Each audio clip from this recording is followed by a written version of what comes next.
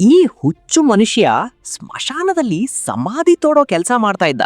ಆದ್ರೆ ಒಂದಿನ ಅವನು ಒಬ್ಬ ವ್ಯಕ್ತಿನ ಹೂಳೋಕೆ ಅಂತ ತಪ್ಪಿ 2 ಸಮಾಧಿನ ತೋಡ್ಬಿಡ್ತಾನೆ. ಅದಕ್ಕೆ ಅವನು ಇವಾಗ ನನ್ಗೆ 2 ಸಮಾಧಿ ತೋಡಿದ್ದಕ್ಕೆ ಯಾರ್ ಕೂಲಿ ಕೊಡ್ತಾರೆ ಅಂತ ಯೋಚನೆ ಮಾಡೋಕೆ ಶುರು ಮಾಡ್ತಾನೆ. ಆಮೇಲೆ ಅಂತ್ಯ ಸಂಸ್ಕಾರ ಮುಗಿದ ಮೇಲೆ ಆ ಸತ್ತ ವ್ಯಕ್ತಿಯ ಹೆಂಡತಿಯ ಹತ್ರ ಹೋಗಿ, ನಾನ್ ನಿಮ್ಮ ಗಂಡನ ಪಕ್ಕದಲ್ಲೇ ಇನ್ನೊಂದು ಸಮಾಧಿ ತೋಡಿದೀನಿ ಅಂತ ಹೇಳ್ತಾನೆ. ಅದಕ್ಕೆ ನೀವು ಈವಾಗ್ಲೇ ನನ್ಗೆ ಕೂಲಿ ಕೊಟ್ಬಿಡಿ, ನೀವು ಸತ್ತಾಗ ನಾನ್ ನಿಮ್ಮನ್ನ ಅದರಲ್ಲೇ ಹೂತ್ ಬಿಡ್ತೀನಿ ಅಂತ ಹೇಳ್ತಾನೆ. ಇದನ್ನ ಕೇಳಿ ಆ ವಯಸ್ಸಾದ ಹೆಂಗಸಿಗೆ ಸಿಕ್ಕಾಪಟ್ಟೆ ಕೋಪ ಬಂದು ಆ ವ್ಯಕ್ತಿಗೆ ದೊಣ್ಣೆಯಿಂದ ಹೊಡೆಯೋಕೆ ಶುರು ಮಾಡ್ತಾಳೆ. ಆದ್ರೆ ಅವನಿಗೆ ತನ್ನ ಕೂಲಿ ಬೇಕಾಗಿತ್ತು. ಅದಕ್ಕೆ ಅವನು ಒಂದು ಹಾಸ್ಪಿಟಲ್ ನ ಆಚೆ ಹೋಗ್ತಾನೆ. ಅಲ್ಲಿ ಒಂದು ಫ್ಯಾಮಿಲಿ ಅವರು ಅಳ್ತಾ ಇರ್ತಾರೆ. ಫ್ಯಾಮಿಲಿ ಅವರೆಲ್ಲ ಆ ಹೆಣನ ಸುಡ್ತೀವಿ ಅಂತ ಹೇಳ್ತಾ ಇದ್ರೆ, ಈ ಹುಚ್ಚು ಮನುಷ್ಯ ಆ ಹೆಣನ ತನ್ನ ಸ್ಮಶಾನದಲ್ಲಿ ಹೂಳೋಕೆ ಅಂತ ಬಲವಂತವಾಗಿ ಎಳಿತಾ ಇರ್ತೇನೆ. ಇದೇ ಕಾರಣಕ್ಕೆ ಅವನ ಮೇಲೆ ಕೇಸ್ ಆಗೋಗುತ್ತೆ. ಮತ್ತೆ ಪೊಲೀಸ್ನವರು ಅವನಿಗೆ ಚೆನ್ನಾಗಿ ಹೊಡಿತಾರೆ. ಆದ್ರೆ ಜೈಲಿನಿಂದ ಆಚೆ ಬಂದ ಮೇಲೂ ಅವನ ಈ ಹುಚ್ಚು ಬುದ್ಧಿ ಹೋಗೋದೇ ಇಲ್ಲ. ಅವನು ಒಂದು ಆಂಬುಲೆನ್ಸ್ ನ ನಿಲ್ಲಿಸಿ ಹೂಳೋಕೆ ಯಾವ್ದಾದ್ರೂ